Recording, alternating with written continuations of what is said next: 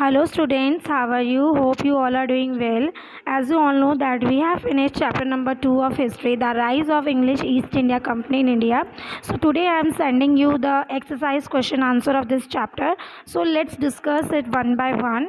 Question number 1, question number 1 is objective type question. The first question is the first European leader to discover a new sea route to India were the पहले European leader जिन्होंने India का sea route discover किया था वो कौन थे? He was Portuguese. Second question is the British made their first political conquest in India when they defeated the nawab of Bengal Sirajuddaulah in the battle of Plassey. कौन सी बैटल में उन्होंने हराया था? Battle of Plassey. Third question is which Mughal empire permitted the British to trade in Bengal without paying any custom duty. कौन से Mughal empire थे जिन्होंने ब्रिटिशर्स को इंडिया में ट्रेड करने की, बंगाल में ट्रेड करने की परमिशन दी थी बिना किसी कस्टम ड्यूटी के? तो वो कौन से मुगल एम्पायर थे? ही वॉज फारूक सियार.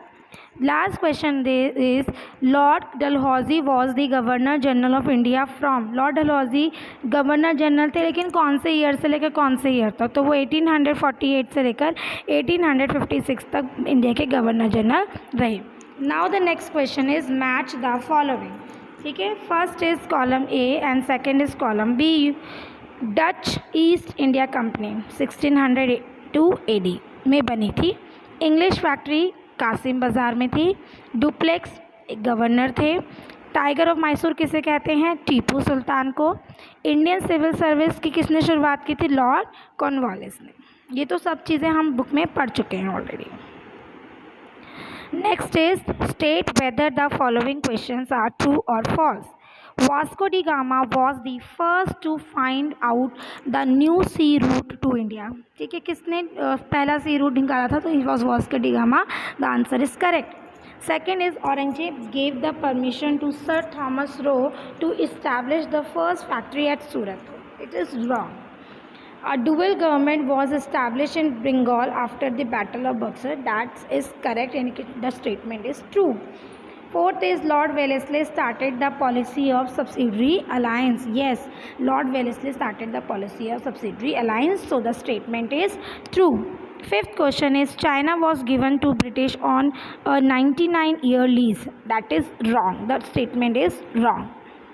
Now let's come to the very short questions. Why did the European try to find out an alternate sea route to India? Europeans जो हैं वो एक alternate sea route इंडिया तक क्यों ढूंढना चाह रहे थे?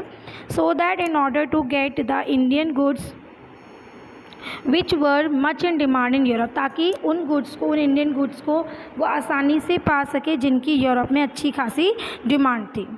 Second very short question is make a list of Indian goods which were in demand in Europe. अब सेकेंड क्वेश्चन में पूछ लिया कि कौन सी चीज़ों की डिमांड थी यूरोप में. There was demand of cotton, silk and spices. They were in much demand in Europe. Question number 3 is who was the first Indian to pass the civil services examination. Chapter में हमने पढ़ा था कि civil service examination से Indians को exclude रखा गया था, लेकिन फिर भी कौन से वो पहले इंडियन थे जिन्होंने सिविल सर्विस एग्जामिनेशन को पास किया था? So he was Satyendra Nath Tagore, इन्हें एस.एन. टैगोर भी कहते हैं. What were the two methods adopted by British to establish their supremacy in India. ये हम पढ़ चुके हैं. There are two methods to establish their supremacy in India. First is direct method, which is subsidiary alliance, and second is indirect method, which is doctrine of lapse. So that's all for today. आप आज के लिए इतना work अपनी copies में complete करके रखेंगे. Next class में मैं लॉन्ग एंड शॉर्ट आंसर आपके साथ डिस्कस करूँगी.